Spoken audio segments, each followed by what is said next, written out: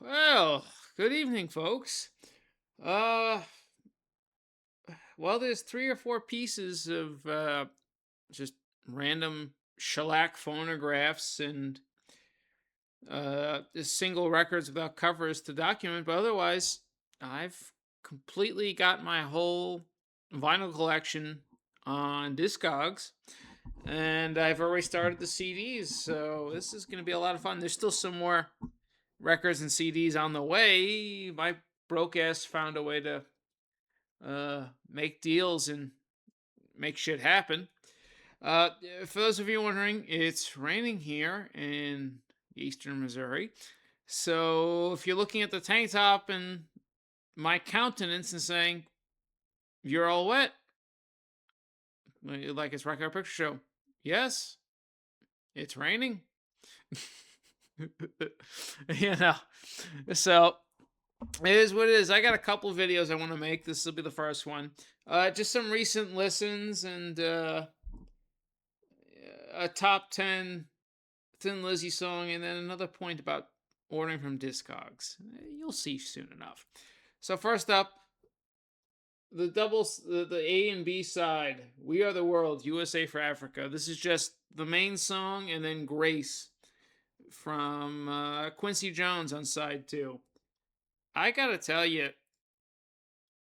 I'm not the biggest fan of the main song. Michael Jackson did an incredible job writing it. It's just maybe I play it once in a blue moon, and I enjoy it. I replayed Grace from Quincy Jones on the B side 4 times because let's be real. When it comes to composers, Frank Zappa and Quincy Jones are both called the man, and they do no wrong. So that's in the original Shrink Wrap. It's a Pittman press from 1985. Uh, just great tracks, and one's better than the other on repeat. Here is Loverboy's second album, Get Lucky. Paid $3.97 for a near mint vinyl. Looks VG plus because it's got some sleeve scuffs and a couple of superficial scratches, but it is what it is. I mean, it starts off on the A side, and it's funny because they split it. Columbia and New York did the A side for all the hot cuts that were going to be radio singles, but then they shipped out the metal parts for side two to be done elsewhere. So side two was actually done Terre Haute.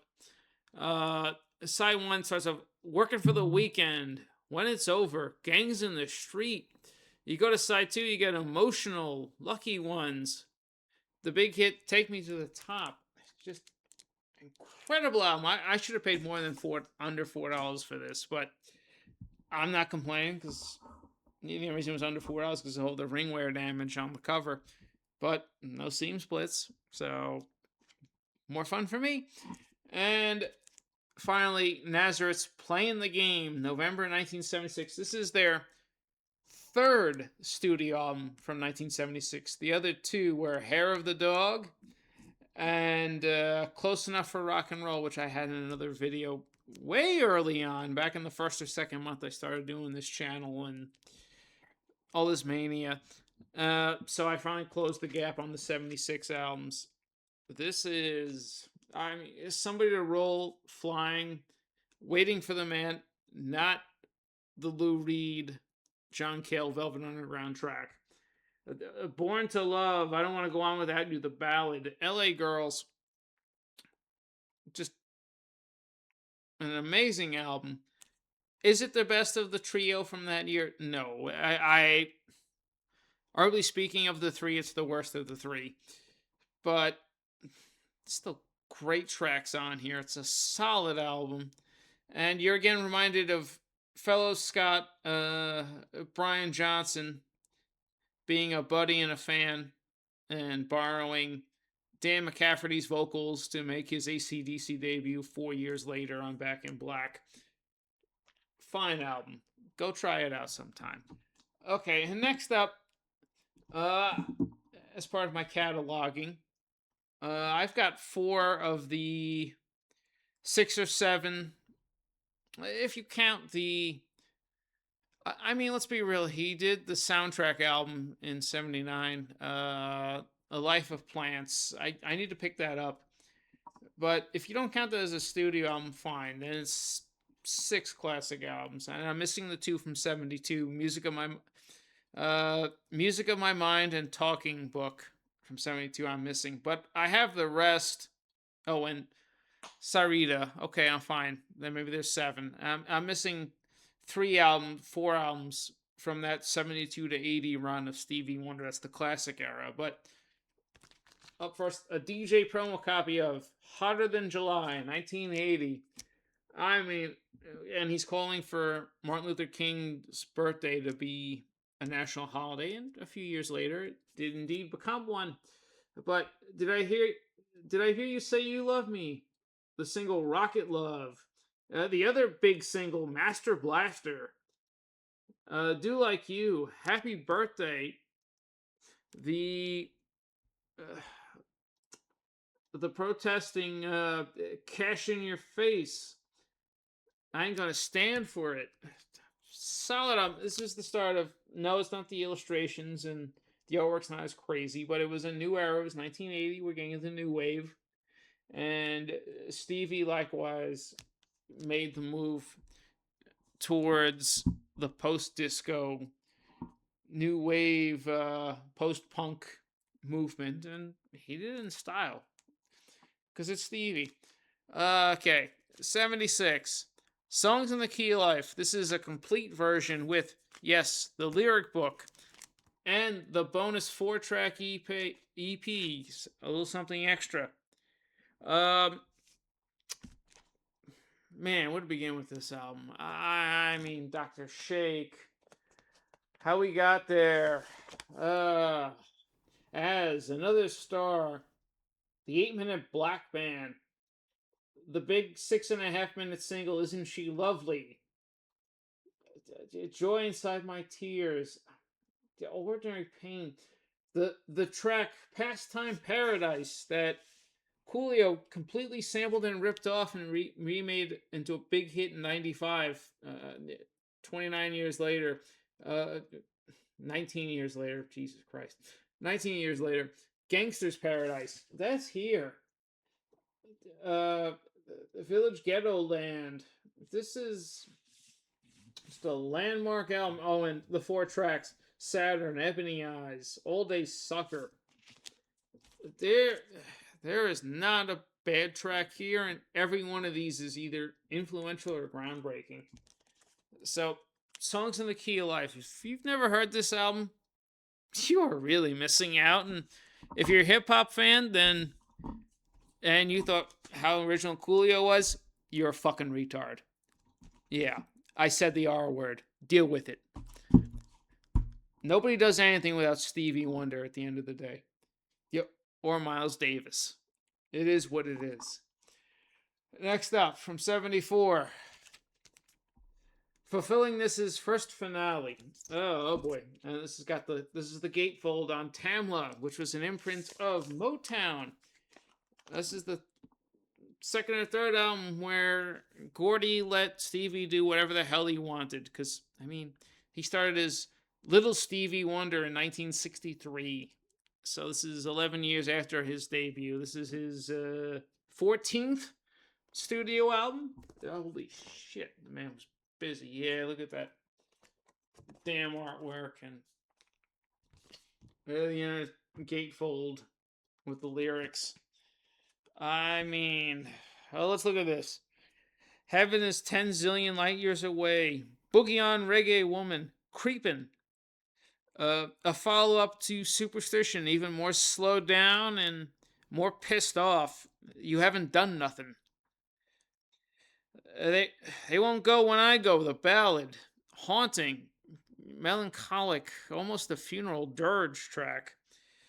And of course, the other epic, Please Don't Go. There's some albums you just can't follow up. And Stevie found a way to follow it up with Songs in the Key of Life. But other musicians, other singer-songwriters, when they put out an album like Finale, they never answer to it. And this is one of those albums that, front to back, you have to have in your collection. Even if you're not the biggest jazz fan, you're not the biggest R&B fan, you're not the biggest blues fan, you're not the biggest funk fan. This is going to be in your collection. It's that damn good. And I will say this. I think overall, fulfilling this as first finale is the better album. But the previous 1973 13th studio album, Intervisions, boy, there's some songs on here that outshine what's on the next two or three to come. And it's, is it the best top to bottom album? No, but when you look at Higher Ground, the just the immaculate Living for the City, Visions, Don't You Worry About a Thing, Too High, and then even the second side start of Higher Ground, just the playing, the spiritual component, the philosophy, everything that goes on here comes together in such a way it's almost a spiritual movement. And if you've not given the Stevie Wonder catalog time before, go to Intervisions, Living for the City, Jesus, Children of America, Higher Ground. Start with those 3 or 4. And, go back 2 albums, because the 2 albums before that are, like I said, Music on My Mind and Talking Book. And Talking Book opens with Superstition. So, but a couple tracks, if you want to start with a full album of Stevie, go with Intervisions. And go back for the 2 albums before it, but then go forward, because you are going to be locked in on that whole 71, 72 to 80 period. You may not like every single song. You may find a full album is more to your liking versus another, when critically and commercially speaking, you might be wrong, but we all hear things different. And that is what it is. But no, the Stevie Wonder catalog, that classic era, it's so ripe for rediscovery.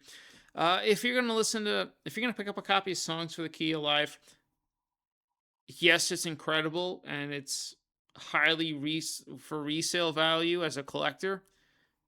I'm amazed that my buddies at Dead Wax were able to compile the full 2 LP, the extra 45 or 7-inch EP, and the full lyric book. But I gotta tell you, that 45 EP, it's cut at 33 and a third, like a regular 12-inch record.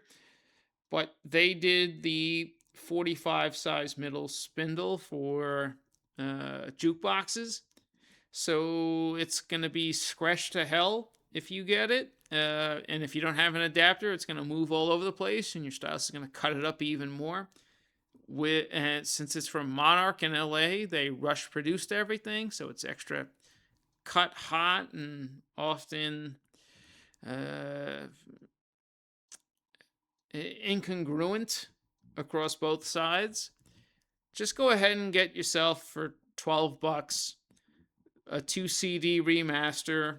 Anything post 2000 will put the 4 songs at the very end like they're supposed to be, and you're good to go.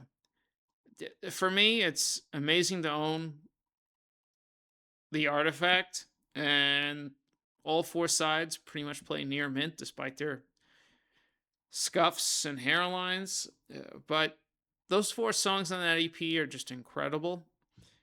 Just listen on YouTube, Spotify, or if you want physical, get a post 2000 CD remaster so you have the entire 20 tracks, because you're going to get hosed. Those 4 songs probably should have been on a full album, if not as an EP that you lost track of, didn't buy, or you broke and played the hell out of.